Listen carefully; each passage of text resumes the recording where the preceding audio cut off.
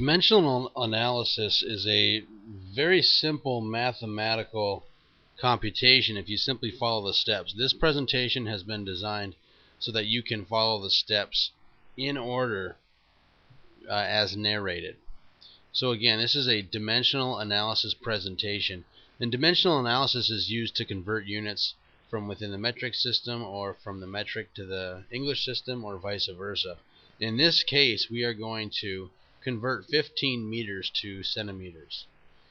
The first step in dimensional analysis says that you write down the original number, or the original quantity, so 15 meters. Now we're going to convert 15 meters to centimeters, so second step says to draw a cross.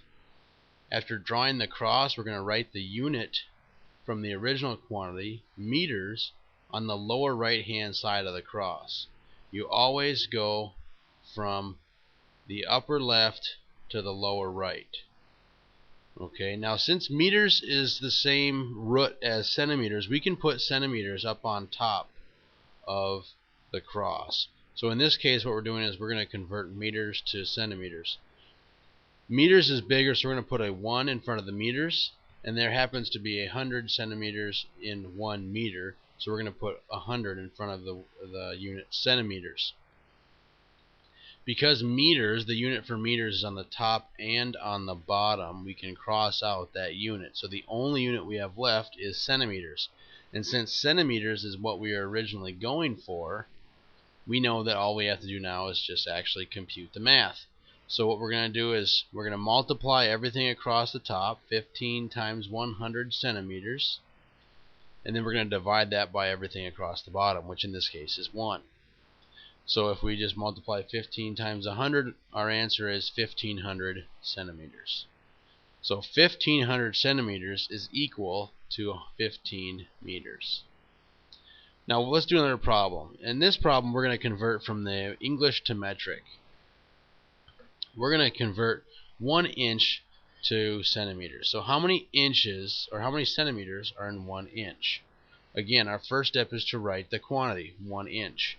The second step is to draw the cross. Automatically, after drawing the cross, we're going to take the unit from the top left, inches, and put it in the lower right. Now, because inches is an English unit and centimeters is a metric unit, we need to have a conversion that goes from inches to centimeters. We can find conversion factors in our planners, textbooks, other different places. We happen to have in our textbook a conversion factor that says 0.394 inches equals 1 centimeter. Since we have a comparison from inches to centimeters, I can put centimeters in the top right of my cross. Okay.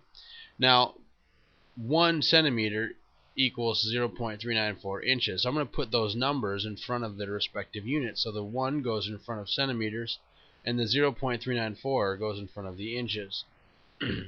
Again, we have inches on top and on bottom.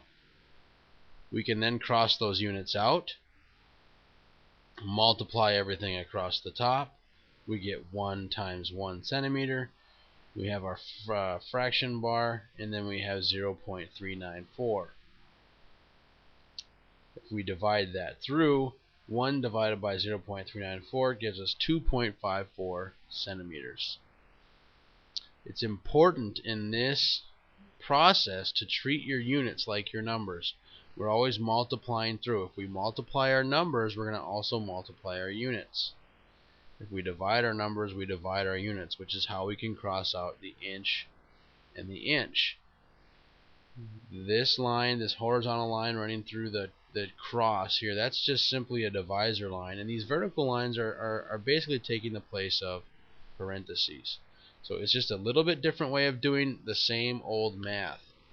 The reason we're doing this, of course, is so that when we get into longer conversion factors in a process called stoichiometry in high school, it will become much easier for you. Now, what happens if we don't have a conversion factor from feet to millimeters? Well, I'm asked on this problem to convert 3 feet to millimeters. So again, I'm going to treat this problem just like all the rest. I'm going to take 3 feet, write that first. My next step is to draw a cross. And of course, I always go from the upper left to the lower right and put my unit there. And then I'm going to, of course, look for a conversion factor from feet to millimeters. I'm going to look in my planner, look in my book, wherever I can find a conversion factor.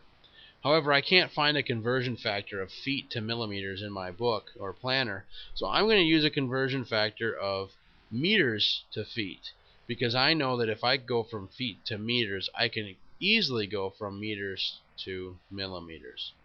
But my conversion factor is 1 meter equals 3.281 feet. I'm going to put the meter up on top. Just as I did in the last problem, I'm going to put the 3.281 in front of the feet and the 1 in front of the meter.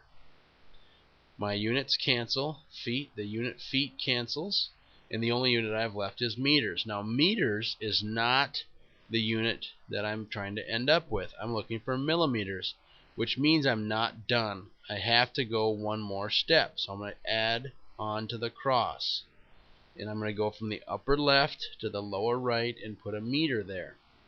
Now, because meters and millimeters are metric, I can just simply put millimeters there. I don't need a special conversion factor. Meters is bigger, so I'm going to put a 1 in front of the meter, and I need to determine how many millimeters are in 1 meter. Since milli is the prefix for 1,000, I know that there are 1,000 millimeters in 1 meter. My units cancel, my meters cancels out, and the only unit I have left is a millimeter. If I multiply across the top, I get 3 times 1 times 1,000 millimeters. And I multiply across the bottom, I get 3.281 times 1, or 3.281. I multiply the top and divide it by the bottom, and I get 914.4 millimeters. I hope this helps.